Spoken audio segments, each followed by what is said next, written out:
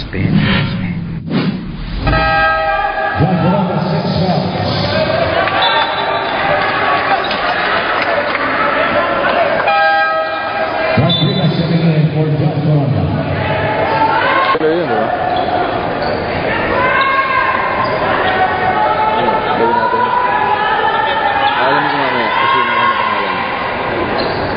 Pero may video kami dala.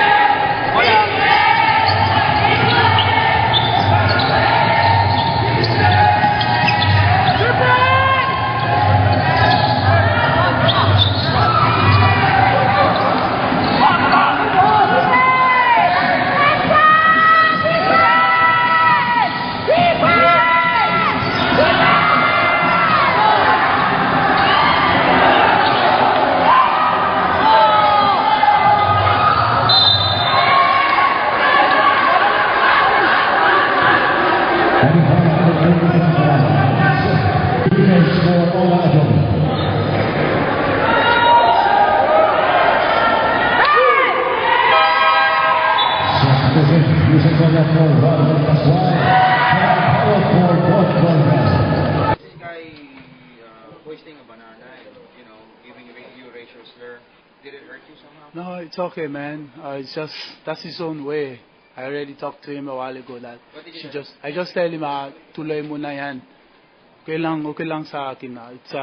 I've been facing that ever since the NCAA. It's okay, but I think the commissioner and the PBA, they won't see that now. So, but it's when I react that they will say something. And I think they won't see. They see it, but they will act as if they don't see it. But it's okay.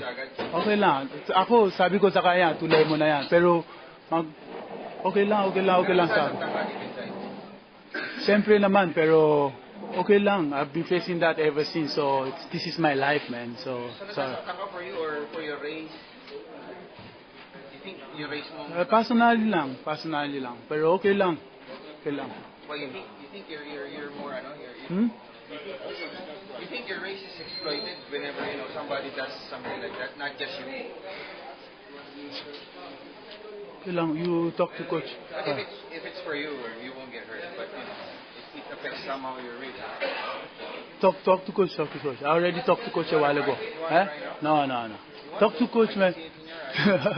Coach Boyet. Usapin mo to. Kailangan ba action ng PBA about your racial slurs? Well, it depends on the commissioner. If he thinks that there will be an action, then it should be an action. Kasi masama naman talagang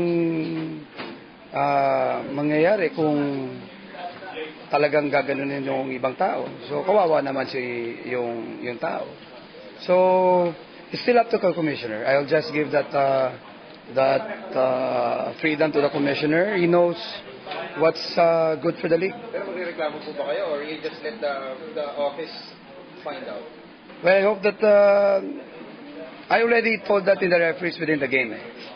I don't know what will be his reactions, but I'm sure I already told the referees what the other guys is doing to all. But sabi nga natin, mahirap nang ma-issue na naman kami. Lagi ba nagagawa kayo ulit? This is the first time that I see that. Nasasaktan po kayo for Ola?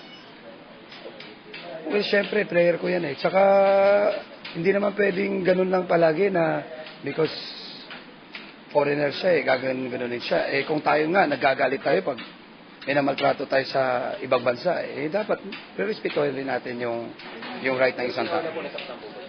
For sure, he was. Yeah, I'm sure he was hurt.